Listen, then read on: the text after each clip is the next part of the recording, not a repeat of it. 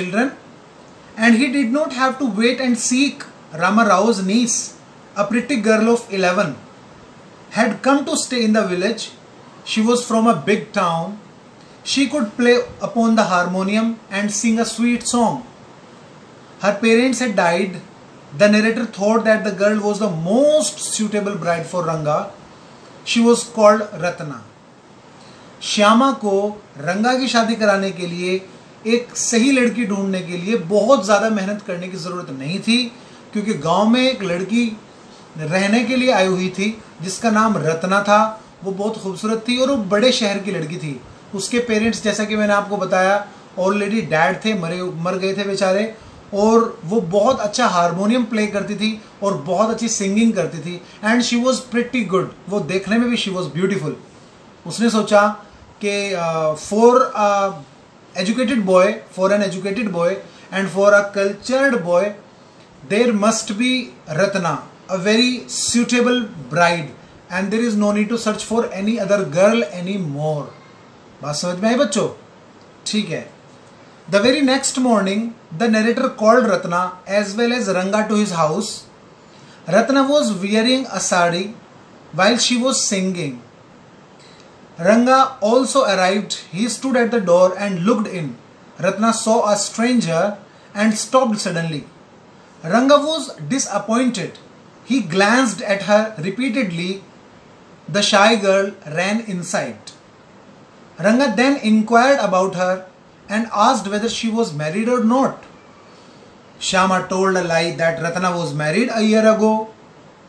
Ranga's face contracted like a roasted brinjal. Actually, अब यहाँ पे श्यामा एक गेम खेलता है, और वो एक गेम क्या है? रत्ना एक्चुअली श्यामा के घर, नरेटर के घर आती जाती थी, और वो भी उनके यहाँ आता जाता था जिनके यहाँ वो रहती थी। तो they were quite acquainted, they were quite familiar. तो श्यामा ने रत्ना से कहा कि कल दोपहर को तुम मेरे घर आना कुछ काम के लिए। आप चैप्टर पढ़ोगे, टेक्स्ट पढ़ोगे, आपको सब समझ में आ जाएगा। और वो घर आ जाती है, लेकिन वो उसे ये नहीं बताता कि तुझे देखने के लिए एक लड़का भी आएगा यहाँ पर।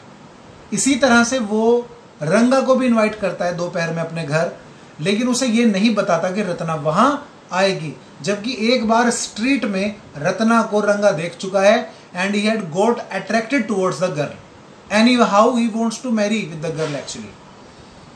अब जब रत्ना इसके घर आती है, नोबडी वॉज देयर, केवल श्यामा ही था, नरेटर था। तो वो कहता है कि मुझे गीत सुनाओ। अब रत्ना हारमोनियम पे प्ले करके गीत सुनाना शुरू करती है।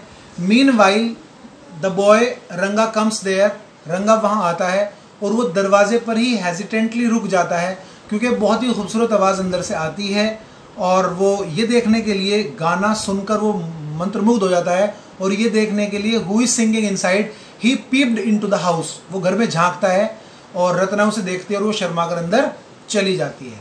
That's how actually he got a meeting happened between Ratna and Ranga. At least वो एक दूसरे को देख लेते हैं। ठीक है बच्चों।